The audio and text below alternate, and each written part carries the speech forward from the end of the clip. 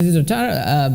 You touched on this earlier on. You said you started a business during the wartime. Now you've started a new one again during the pandemic time. What kind of, your target has always been the tourist industry, because if we talk about Odell was pitched as a department store earlier on when we didn't have a lot of malls or things like that in Sri Lanka, and that actually attracted a lot of tourists into that building.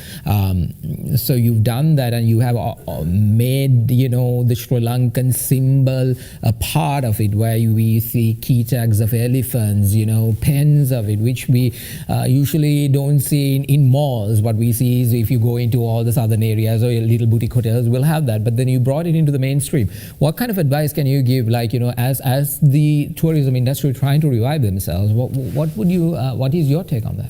Yeah, I think it's really important, and it's time, I think, to start making changes to bring tourists in. And honestly, I don't think they have a great fear to come, and I don't think they're looking for a great deal of rules and regulations for hotels to have and restaurants to have, and different things like that. As Shiromal said, I think that's coming from our side. And I said earlier as well, there's a great fear from our side, which is restricting a lot of this sort of opening and the movement of the economy. And so somehow that has to be addressed to make people not be so fearful, and to give them more confidence that we can open, we can be safe, and we can and we can function.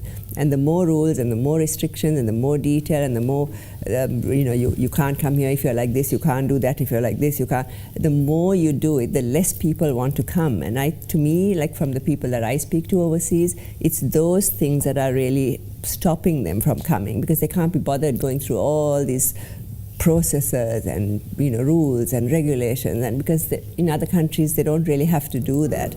And the other countries are also making changes quite fast, and I think it's it is essential. I mean, my businesses have from the beginning have always had at least 30-40% that have been from tourists, from expats, from business travelers, from from people coming from overseas, and the constant the throughput of people who travel. And obviously that doesn't affect only retail, it affects the whole chain of all businesses that function here. And I think that alone gives a big struggle, and of course a big massive hit to the economy. And a lot of people are affected as well. What are the things you think that we need to quickly do, right now? I understand lockdowns are not going to help anybody, not even the people who are safeguarding themselves inside the homes thinking that they will not get COVID. I think the solution is to get vaccinations and go on that path, because the world is traveling there.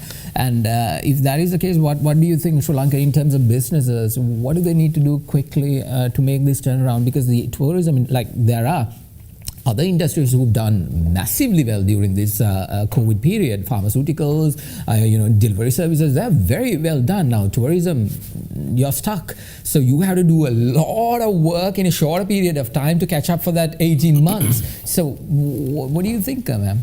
I mean, especially like from the airport side, I mean, I know they've changed some rules recently, but the whole quarantine, the hotel thing, even the one night in the hotel, all those were sort of, I know a lot of people who wanted to come and they wanted to wait, because they just didn't want to go through that process. It's another big extra cost. And it's another $400, $500, $600 that they have to add on to all those things. So I think you need to look at what's happening in other countries as well. How the processes that they have removed. I know my son went to America recently. He just went through, and it's only recommendations. They recommend to do this, to do that. There's no forcing. There's no So as a result, things are moving a lot more in places like that. And life is functioning perfectly normal. And it's not that they don't have it; they still have. It is that awareness of it. You have to take care of yourself. That is very vital.